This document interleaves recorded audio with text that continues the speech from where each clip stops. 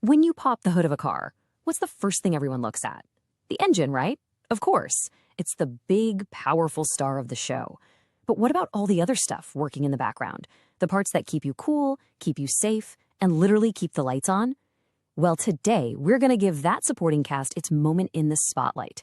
We are diving into the world of ancillary systems, your car's unsung heroes. Seriously, just think about the last time you drove. You didn't just go forward. You were probably pretty comfortable, right?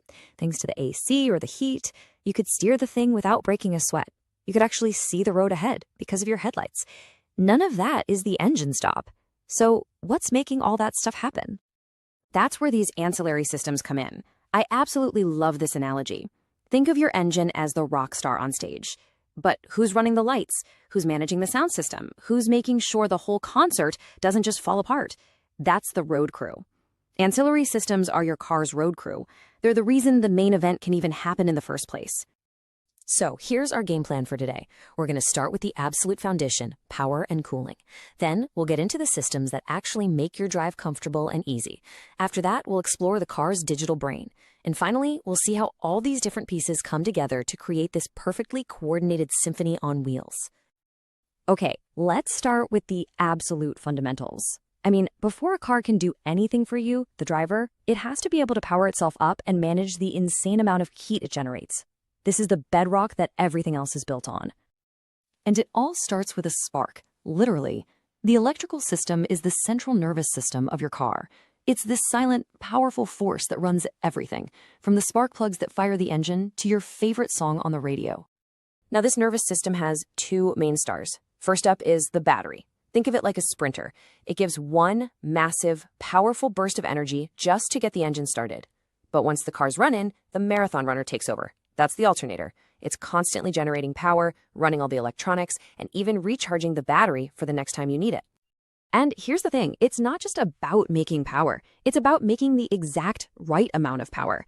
The alternator has to be incredibly precise, keeping the voltage right around this sweet spot. If it pushes out too much voltage, you would literally cook your car's sensitive electronics. It's this high-wire act that's happening constantly right under your hood. So the engine is running, the alternator is generating power, but all of that work, all those thousands of tiny explosions happening inside the engine every single minute creates an incredible amount of waste heat.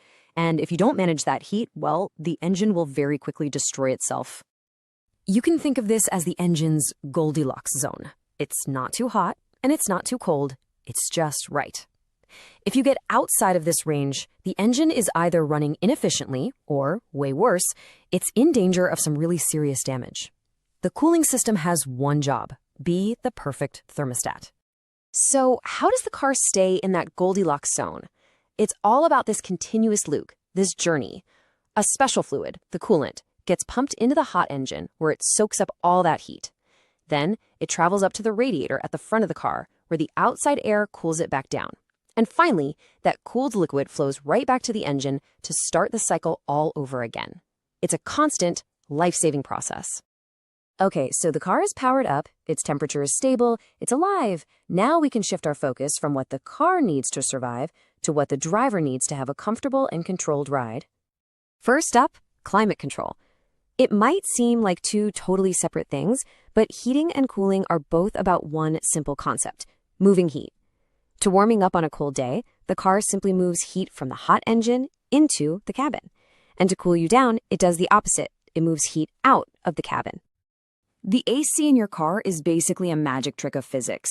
It uses this special liquid that when it evaporates and turns into a gas, gets incredibly cold. The whole system is designed to make that liquid evaporate right as air is blown over it. And that's how you get that nice cold breeze. It's the exact same reason your hand feels cold if you put rubbing alcohol on it and let it evaporate. And power steering is a perfect example of how these systems have gotten so much smarter. The old school systems had a pump that was always running, constantly drawing power from the engine and wasting gas even when you were just driving straight.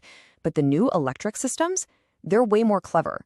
They only use power when you're actually turning the steering wheel. And the result is simple. You get better fuel economy. Now, let's talk about the biggest change to cars in the last, say, 20 years. The digital revolution. All these systems we've been talking about are no longer just dumb mechanical parts. Nope. they're all connected to a central electronic brain. I mean, just look at something like headlights. They started out as simple light bulbs. Now we have these super bright, super efficient LEDs, and even smart headlights that can literally change their shape on the fly to avoid blinding other drivers. It's a perfect example of a simple system becoming incredibly sophisticated. And this digital brain is now connected to the internet through something called telematics. You've probably seen this stuff already. Ever seen an SOS button in a car's headliner? Or heard about cars that can automatically call for help after a crash? That's telematics. It's your car's way of talking to the outside world. So we've looked at power, cooling, comfort, control, and communication. The final piece of the puzzle is understanding how these aren't just separate, isolated systems. They're all part of a single, coordinated whole. And that's really the key takeaway here. The electrical system is kind of the rhythm section, the cooling system is the brass, the comfort systems are the woodwinds. Okay, maybe the analogy is getting a little stretched, but you get the point. All of these systems have to work together in perfect harmony. When they do, you get a great drive. So I want to leave you with a thought to chew on. As we move towards electric cars, there's no engine. That means there's no engine heat to warm the cabin and no engine belt to run an alternator. So what happens to all these systems we've just talked about? Which ones go away completely, and which ones suddenly become even more important? It's a huge puzzle that car engineers are solving right now, and it's going to completely change how our cars work.